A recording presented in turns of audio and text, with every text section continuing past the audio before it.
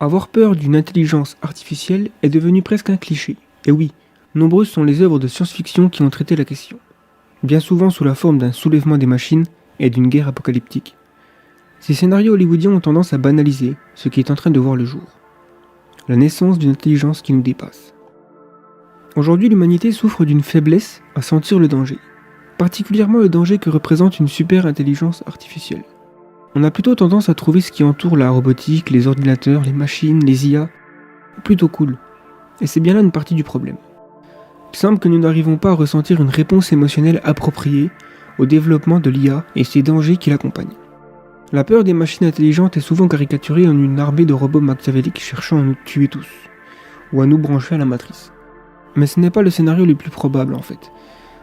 Nos machines ne deviendront pas spontanément diaboliques.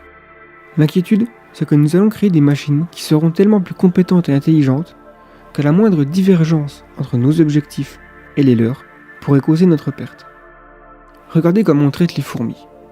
On ne les déteste pas, on ne souhaite pas les manger ou prendre leur énergie, on ne part pas en chasse le dimanche après-midi juste pour en tuer quelques-unes, aucun gouvernement ne leur a déclaré la guerre, parfois on fait même attention à ne pas les tuer en évitant de leur marcher dessus.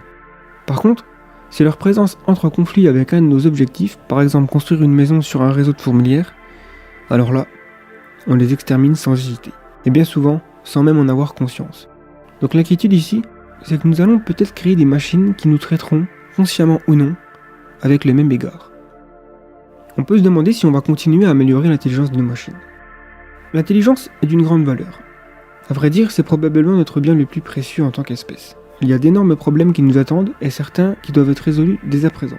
Nous voulons un remède contre le cancer ou Alzheimer. Nous voulons améliorer nos systèmes économiques. Nous devons réduire notre impact sur l'environnement. Bref, l'intelligence de nos machines est clairement un moyen d'y parvenir. Notre intelligence nous a permis de développer des outils qui nous ont conduits là où nous sommes aujourd'hui. On ne peut pas nier que ces technologies ont eu des effets bénéfiques. On ne vit plus dans des cavernes autour d'un feu en attendant de mourir de vieillesse à 17 ans. Nous n'avons clairement aucune raison de ne pas continuer à développer des IA. Qu'est-ce qui pourrait nous en empêcher ? Imaginons que l'humanité se tient devant deux portes. Derrière la porte numéro 1, nous arrêtons de progresser dans le domaine de l'intelligence artificielle.